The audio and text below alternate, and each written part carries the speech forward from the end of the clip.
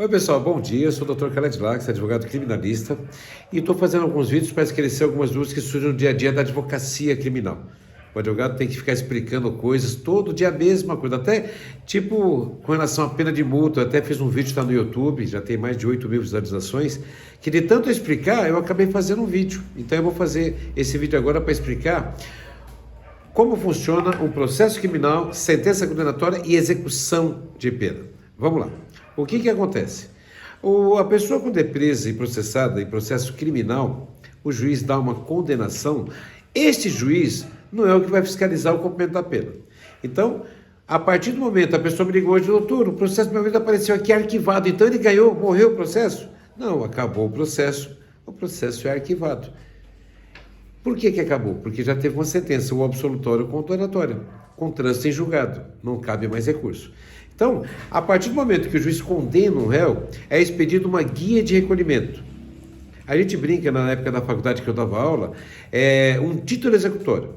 O Estado, quando você comete o crime, nasce no Estado o direito de punir, o ius puniendi. Então ele vai lá cobrar, fala, eu quero prender esse cara, eu quero processar, eu quero que ele cumpra a pena. Então nasce o direito do Estado de exigir o cumprimento da pena, o cumprimento da prestação da pena privativa de liberdade. Então o que acontece? A partir do momento que o juiz condena o réu, o Estado ganha um título de execução, ele vai poder cobrar a dívida, que é a pena. E enquanto não termina o processo, da sentença condenatória até o término dos recursos, das apelações e tudo, recurso extraordinário, tudo, o juiz manda expedir uma guia de recolhimento provisória. Por que provisória? Porque o processo não acabou. Ele já tem uma condenação, mas não é definitiva. E aí ele já pode ir cumprindo pena. Pra vocês terem uma ideia, só a título de curiosidade, na minha época que eu me formei, olha que loucura, não existia essa guia de recolhimento provisório. Então o sujeito era preso, condenado, se você apelasse, não dava para pedir semiaberto para ele ou aberto, porque não existia execução.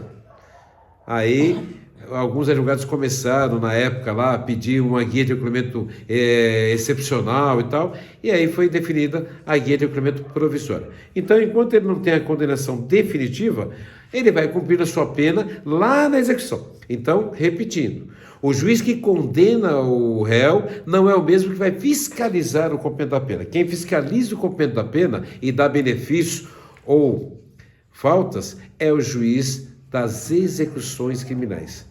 E olha que legal, como ele vai fiscalizar o cumprimento da pena, ele tem que ir onde o réu está.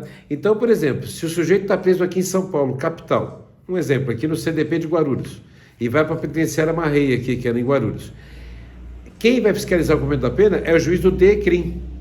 Se eu não me engano, é o doutor Jair, que está no comando lá do DECRIM, se eu não me engano. Ele vai fiscalizar o cumprimento da pena no DECRIM UR1. Se o sujeito é transferido, por exemplo, para Pirajuí ou para Redinópolis, quem vai fiscalizar o cumprimento da pena é o juiz de DECRIM R3, lá de Bauru. Nós temos o estado de São Paulo, ele foi dividido em 10 regiões.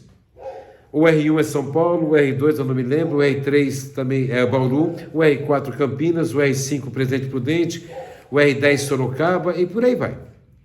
São 10 regiões. Então, quando você está preso em São Paulo, você é do RE1. Você está em Presidente Prudente, que a maioria vai para o 018, é o R5. Vocês notaram que legal? Então, o juiz que vai fiscalizar se você está cumprindo a pena direitinho, ver benefícios, é o juiz da sua cidade ou próximo da sua região. Entenderam aí?